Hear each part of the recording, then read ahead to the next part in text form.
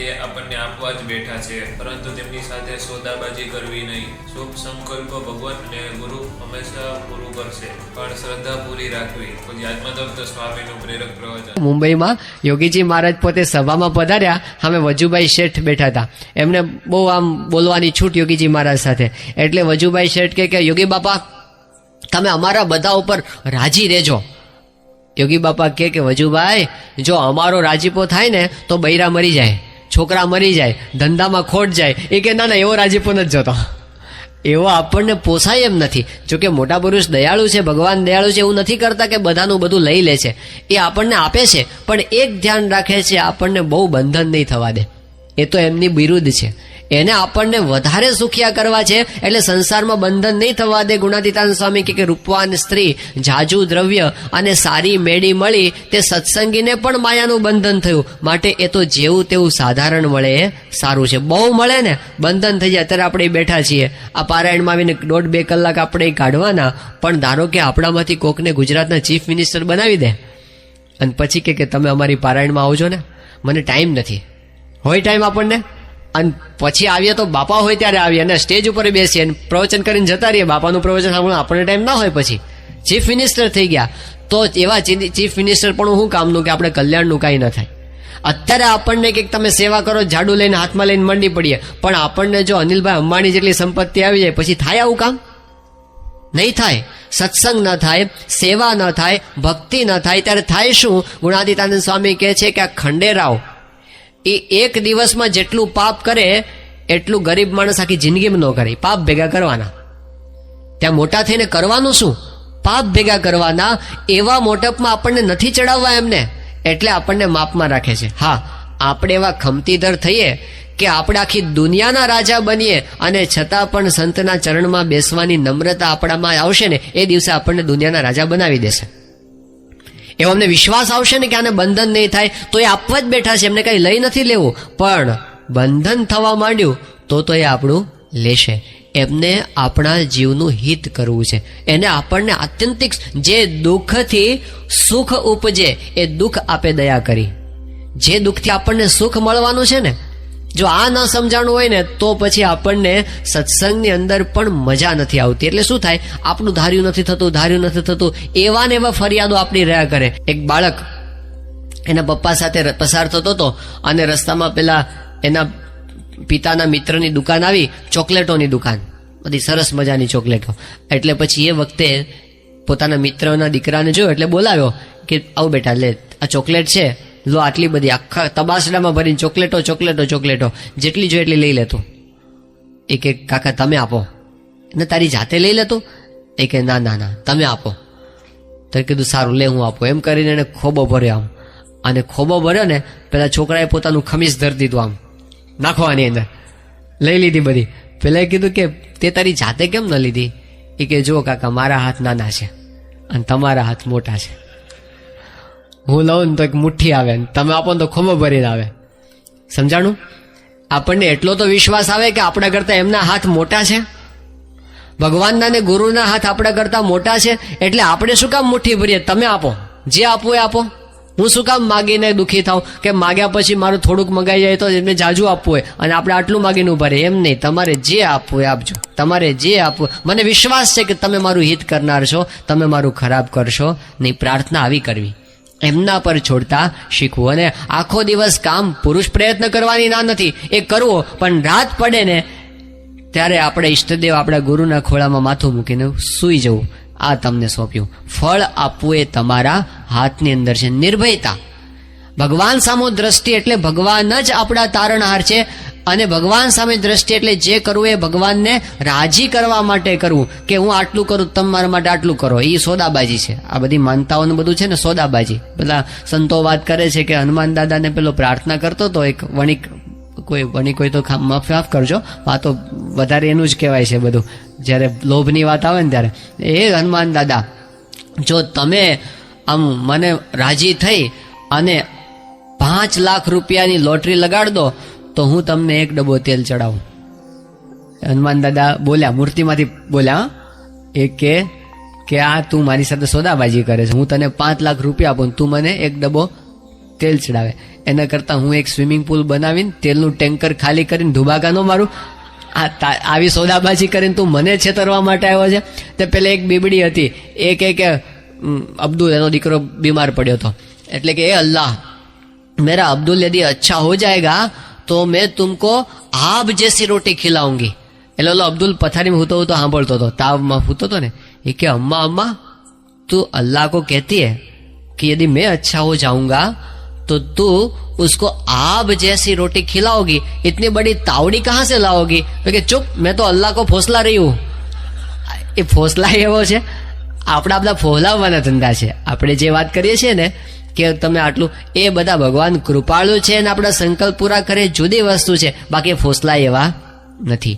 એના ઉપર તો આપણે સમર્પિત થવાનું છે. સાચો પ્રેમ, સાચી ભક્તિ શું છે કે ભક્તને એમ થાય કે હું ભગવાન માટે શું કરી નાખું, અને ભગવાનને એમ થાય કે હું ભક્ત માટે શું કરી નાખું. આપણે શું કામ માગીએ? આપણે એના થઈ જઈએ, પછી એને બધી આપણી ચિંતા છે, તો ચિંતા કરવાનું એના પર નાખતા શીખવું અને આપણે ચિંતાથી મુક્ત થવું, આ સકામ ભાવથી મુક્ત થવું. શ્રીજી મહારાજે પોતે વચનામૃતમાં વાત કરી છે કે સત્સંગ કરવો તે એવી ઈચ્છાથી ન કરો કે મારે દીકરો નથી તો દીકરો થઈ જાય, કે મને ધંધામાં ખોટ નથી, ખોટ જાય છે તો પૈસા બહુ થઈ જાય, કે પછી મારા શરીરમાંથી રોગ ટળી જાય. મહારાજે કીધું કે આવી ઈચ્છાથી જો સત્સંગ કરે તો એના નિશ્ચયમાં વિઘ્ન આવે, કારણ કે એણે પોતે નક્કી કર્યું છે કે મને આવી જ રીતે જો ભગવાન રાખે તો જ સાચા, નહીતર ખોટા. એક સ્વામિનારાયણ ભગવાન પાસે એક ભાઈ આવ્યા હતા, તે એને એવો સંકલ્પ કરીને આવ્યા કે આ ભગવાન જો સાચા હોય તો હું જ્યારે એમની પાસે પગે લાગવા જાઉં ત્યારે એની ડ્યુટી ઉપર મને રૂપિયો મૂકવા દે.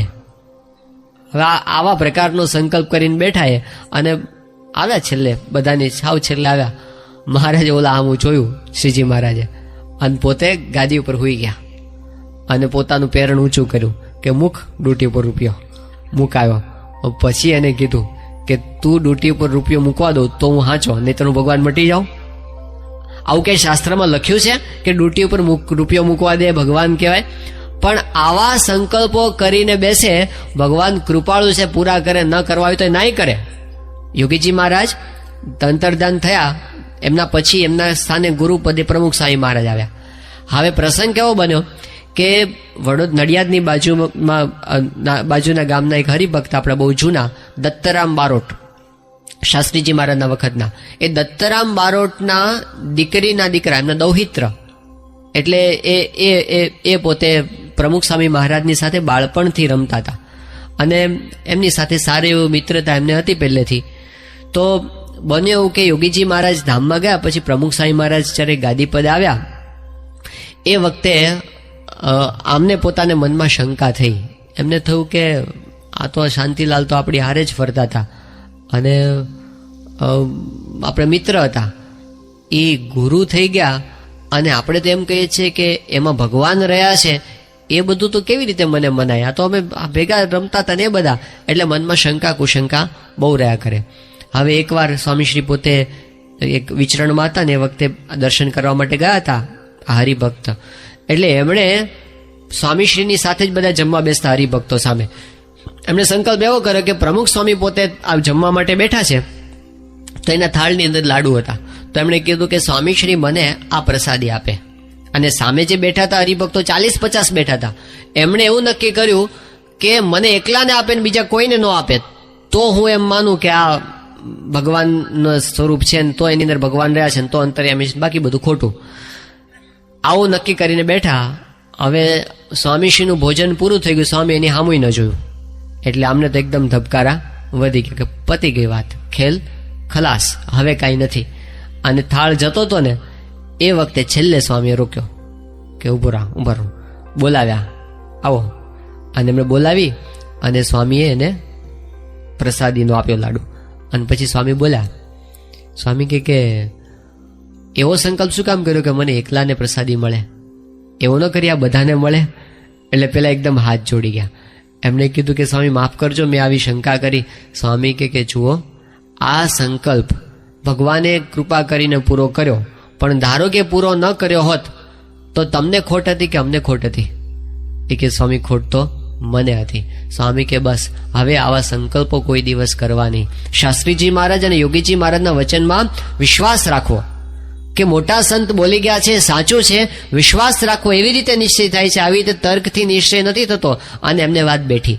તો કહેવાનો મતલબ એ છે કે આપણા સંકલ્પોને એક બાજુ મૂકીને ભગવાન અને સંત જે સાચા છે એમના રાજી પાસે બીજું મારે કાંઈ જોતું નથી. કોઈ સંકલ્પ નહીં, તમે રાજી થાવ એ જ મારો એક સારો. ભક્તિ શું કામ કરવાની, માળા શું કામ કરવાની, તમે રાજી થાવ એટલા માટે. કે પ્રાર્થના શું કામ કરવાની, તમે રાજી થાવ એટલા માટે. દંડવત શું કામ કરવાના, તમે રાજીપામાં બધું આવી જશે. એ રાજી થશે ને તો રંકને રાજા બનાવી દે છે. ગુરુ સામે જોવું એટલે શું, તો ગુરુના ગુણ જોવા. આપણે મોટા ભાગે ગુરુમાં શું જોતા હોઈએ છીએ, જ્યારે જગતની અંદર આપણે જોઈએ તો ગુરુ સામે પાસે જવાનું એટલે ગુરુ પરચા આપે છે કે નહીં એ બતાવો તમે. લોકો શું કે તમારા ગુરુ ચમત્કાર શું બતાવે છે એ કહો. કંઈક આમ હાથમાંથી કંકુ ખેરવે છે, કે આમ નાળિયેર ફોડીને ચૂંદડી બહાર કાઢે છે, કે આમ હવામાંથી હાથ ફેરીને આમ કંઈક ઘરેણું આપી દે છે, એવું કંઈક કરે છે ચમત્કાર, તો ગુરુ તમારા સાચા. આશ્ચર્યની વાત એ છે કે તમે ઉપનિષદ વાંચો, ગીતા વાંચો, રામાયણ વાંચો, મહાભારત વાંચો, ભાગવત વાંચો, એક પણ શાસ્ત્રની અંદર કોઈ જગ્યાએ સંત કે ગુરુ એના માટે એવું લક્ષણ નથી કહેવામાં આવ્યું કે જે પોતે લોટરીના નંબર આપે એ ગુરુ કહેવાય, કે જે પોતે આમ આવો ચમત્કાર બતાવે એને સાચા સંત કે કોઈ જગ્યાએ નથી.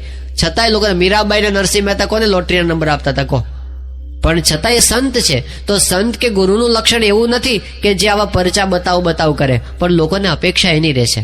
રામકૃષ્ણ પરમહંસ પોતે ત્યાં બેઠા હતા ગંગા નદીના કિનારે. એક માણસ એમની પાસે આવ્યો અને રામકૃષ્ણ પરમહંસ પાસે પોતાની મોટાઈની વાત કરવા માંડ્યો કે મેં સિદ્ધિઓ પ્રાપ્ત કરી છે, સાધના કરીને મેં સિદ્ધિ પ્રાપ્ત કરી છે અને તમે મારી સિદ્ધિ જુઓ.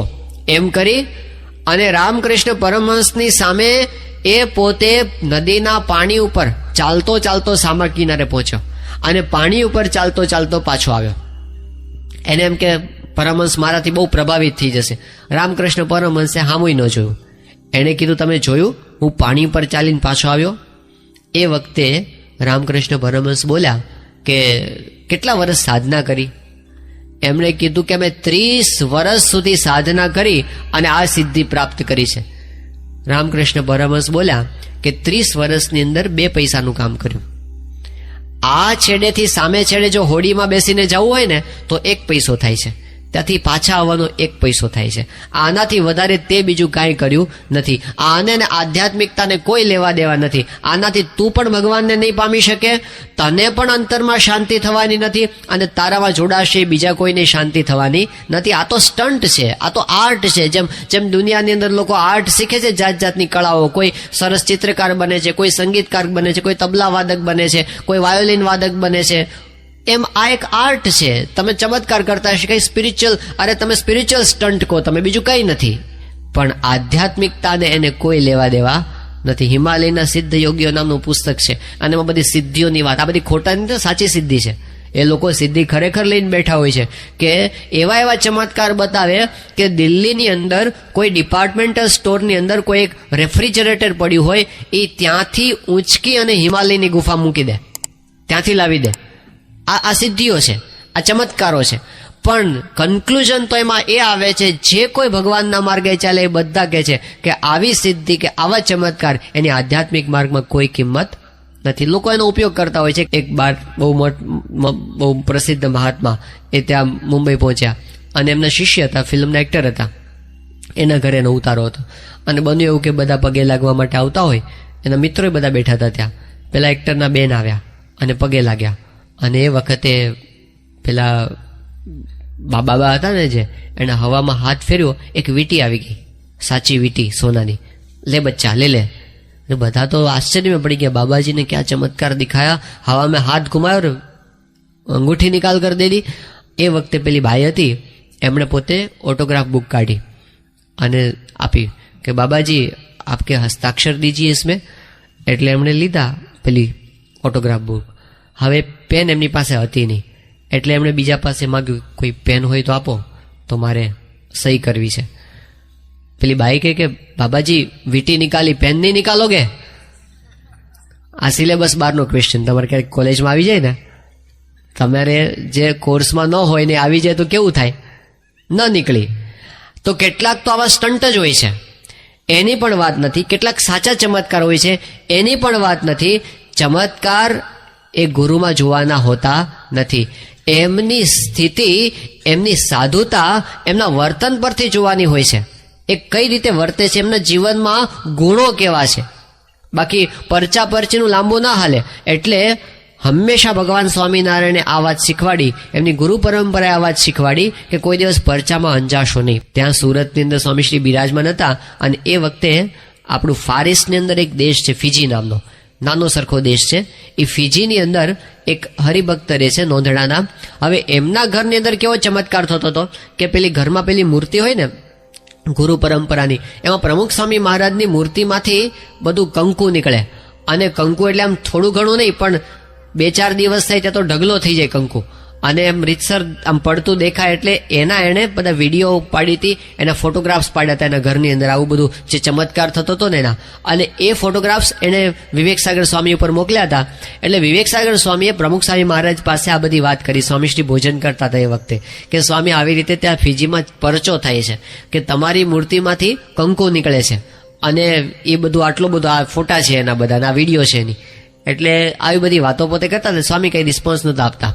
તો વિવેક સાગર સ્વામી પછી વાત કરી એ કે બાપા આપણે છે ને એક પરચાનું પુસ્તક લખીએ, એક ચોપડી બહાર પાડીએ પરચાઓની. એમનો પછી બધા પરચાઓ ગણાવ્યા બધા કે કેવા કેવા પરચા સ્વામી બતાવે છે. કે ત્યાં બહારીની અંદર પેલા રાજીવ સાહની કરીને એક નવા જ ભક્ત છે, નવા સત્સંગમાં આવે, પણ એના ઘરની અંદર પ્રમુખ સ્વામીની મૂર્તિમાંથી મધ પડે છે, મધ.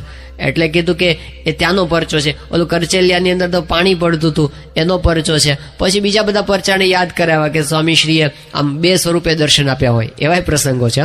વિવેક સાગર સ્વામી પેલો પ્રસંગ કહે છે કે 1985ની સાલમાં ત્યાં વડોદરાની અંદર એક હરિભક્ત છે ગોરધનભાઈ, દેવગઢ બારિયા મૂળ એમનું ગામ.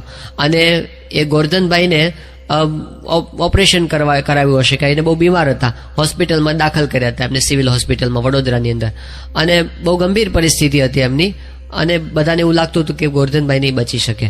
હવે એ દરમિયાન એમના જે બેન હતા એમને બહુ જ સંકલ્પ હતો કે સ્વામી બાપા જો દેશમાં હોત તો અવશ્ય અહીં આશીર્વાદ આપવા માટે આવતમાં. અને એવા નિષ્ઠાવાળા ભક્ત હતા.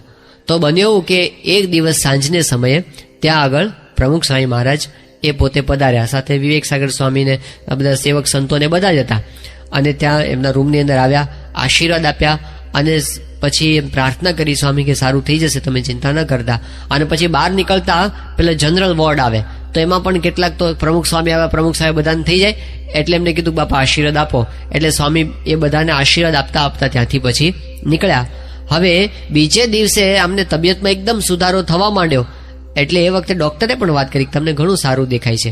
એ વખતે ગોરધનભાઈએ કીધું કે મારા ગુરુ આવ્યા હતા પ્રમુખ સ્વામી મહારાજ, અને એમને આશીર્વાદ આપ્યા છે ને એટલે મને સારું થયું. તો ડૉક્ટર કે મને ખબર છે કે પ્રમુખ સ્વામી તો લંડન છે, એ ક્યાંથી અહીંયા આગળ આવવાના અત્યારે, એમનો તો પેલો ઉત્સવ ચાલે છે. એમણે કીધું કે ના, ખરેખર આવ્યા હતા. ડૉક્ટર કે તમને ભ્રાંતિ થઈ હશે, ખરેખર ના હોય. તો પેલા કે જુઓ મને ભ્રાંતિ થઈ હોય, પણ આ વોર્ડવાળા બધાને પૂછો, આ પેશન્ટ્સને બધાને આવ્યા તક નહોતા આવ્યા. એ બધા કે હા આવ્યા હતા, અમને સ્વામી આશીર્વાદ આપ્યા હતા. વિવેક સાગર સ્વામી આ પ્રસંગ ઘણી વખત કહે છે, અને કહે છે કે મારે 2 સ્વરૂપ થયા છે. કે સ્વામીના તો થયા છે, પણ આપણે થયા છે 2 સ્વરૂપ. એ ઘણી વખત રમૂજની અંદર આ વાત કરતા હોય છે. હવે આવા બધા પરચાઓની વાતો ખૂબ થઈ ત્યાં આગળ.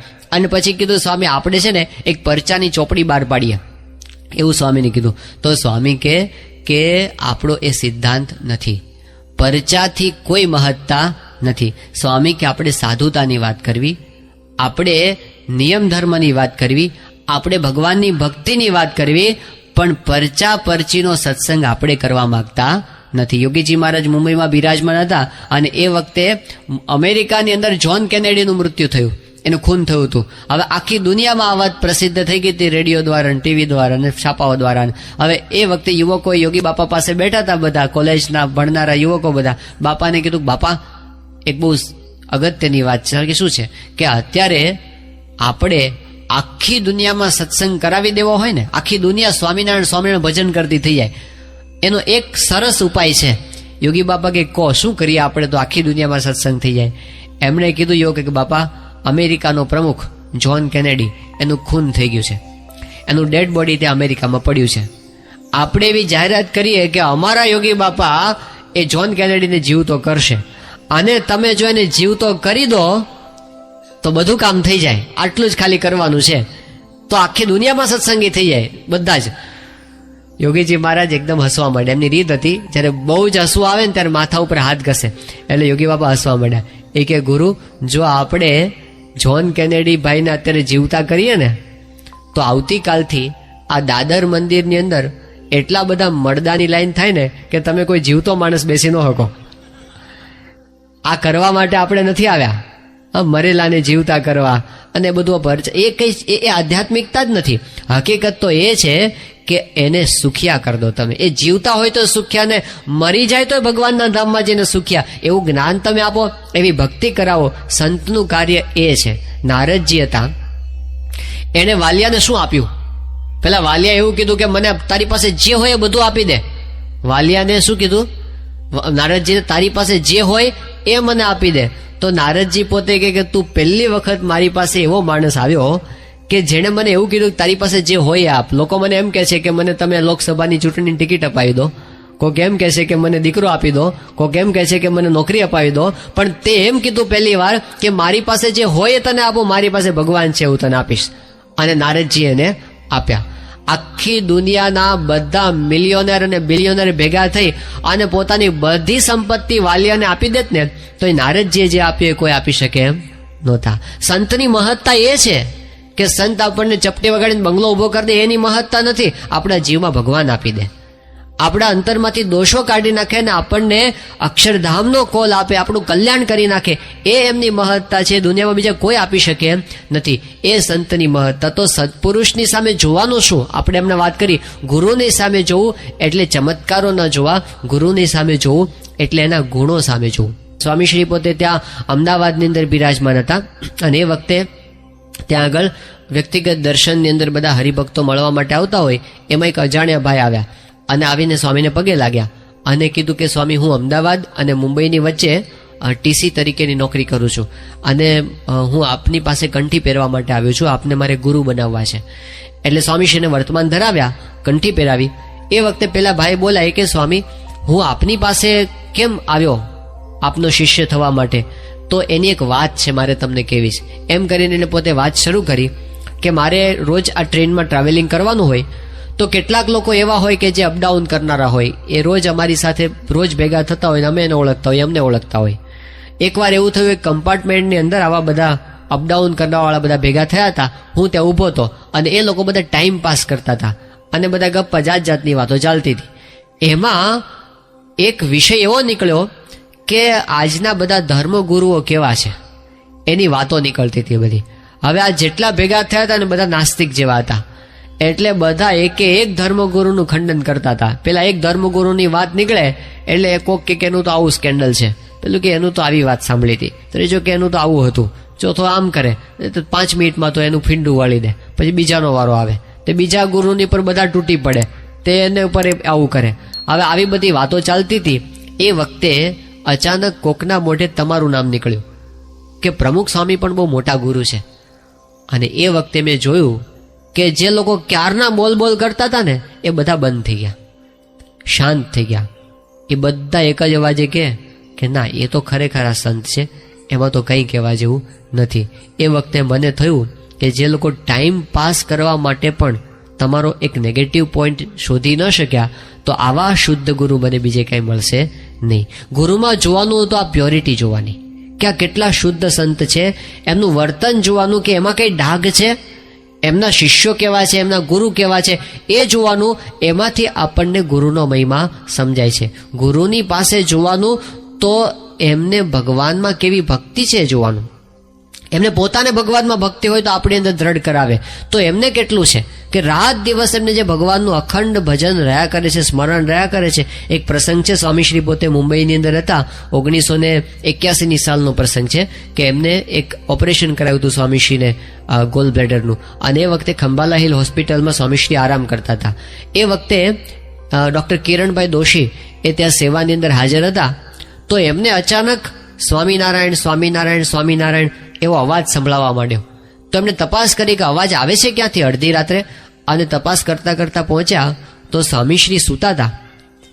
એ સૂતા હતા ને એમના શરીરમાંથી અવાજ આવતો હતો, બોલતા નહોતા પણ એમના શરીરમાંથી સુષુપ્તિ અવસ્થાની અંદર પણ સ્વામિનારાયણ સ્વામિનારાયણ એવો ધીમો મધુર અવાજ એને સંભળાતો હતો. એ વખતે એમને પ્રતીતિ થઈ કે એવા પુરુષ છે કે એમને સુષુપ્તિમાં પણ રૂવાડે રૂવાડે ભગવાનનું ભજન થાય છે.